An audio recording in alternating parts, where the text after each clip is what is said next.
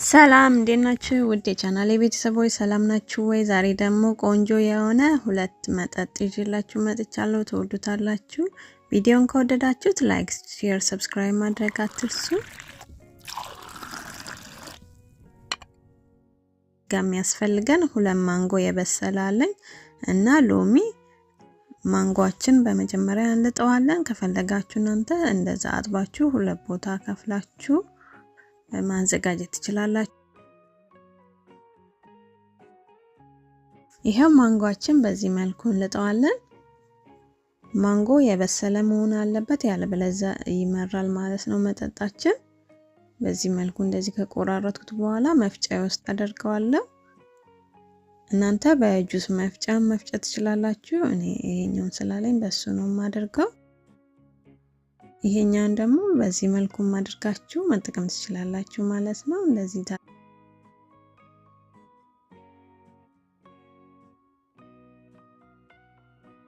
ሰንጠቅ አደርገዋለሁ። ከዛ በማንኪያ ከውስጡ እናወጣለን ማለት ነው።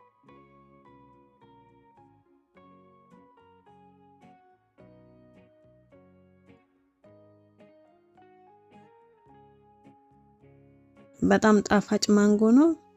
የማይጣፍጥ ከሆነ መጠጣችን ላይጣፍጥ ስለሚችል ጣፋጭ ማንጎ ብትጠቀሙ ቆንጆ ነው። ከዛ 2 የሾርባ ማንኪያ ሎሚ እናደርግበታለን። እናንተ ከፈለጋችሁ አለማድረግም ትችላላችሁ።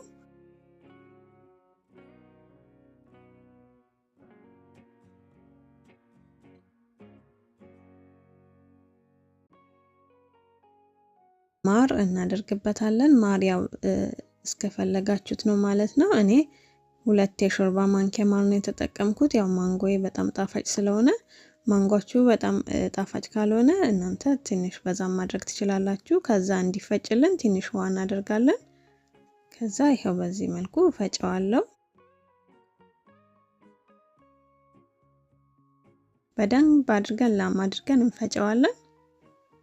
ያው እንደምታዩት ጁስ ሆኗል በዚህ መልኩ። አሁን በረዶ ውስጥ የምናስገባበት እቃ ላይ ገልብጠን በረዶ ውስጥ እናስቀምጠዋለን።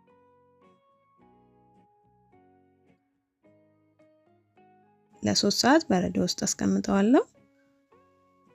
ይሄው ከ3 ሰዓት በኋላ ማንጓችን በዚህ መልኩ በረዶ ሆኗል።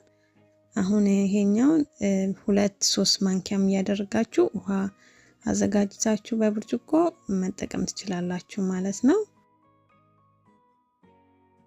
ያው በጣም ቆንጆ ነው፣ ብዙ ይወጣላችኋል ማለት ነው። ከዚህ ይሄው 2 ወይ እያያችሁ ቅጥነቱን እንደፈለጋችሁ መጨመር ትችላላችሁ ማለት ነው። ያው የተበጠበጠም የማንጎ ጁስ ነው የሚለው ጣዕሙ በጣም ቆንጆ ነው፣ ደስ ይላል። ቀዝቀዝ ያለ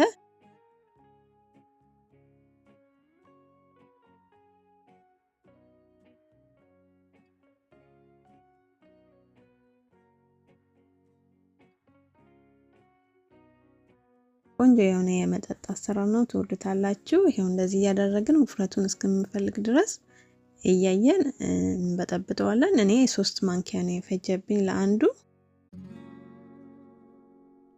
ቆንጆ ጁስ ሆኖልናል። አሁን ማጣጣም ብቻ ነው ማለት ነው የቀረን።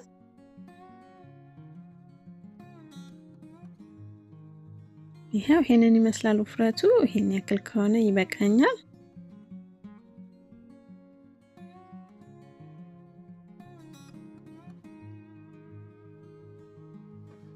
ቆንጆ ነው፣ ደስ ይላል።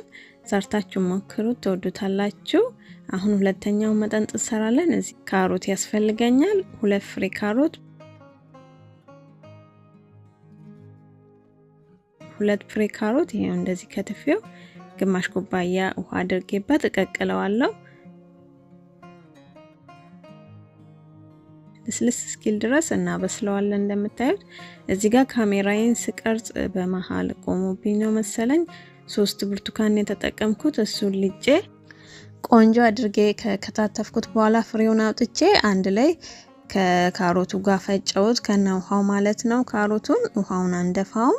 ከዛ አንድ ግማሽ ኩባያ ስኳር ተጠቅሜያለሁ። እናንተ ከፈለጋችሁ ማር ማድረግ ትችላላችሁ። ከፈጨውት በኋላ አጥልየው እንደዚህ በረዶ ውስጥ እንደቀድሙ አድርገን ሳህናችን ውስጥ በረዶ ውስጥ አድርገን እንደቀድሙ መጠቀም እንችላለን ማለት ነው።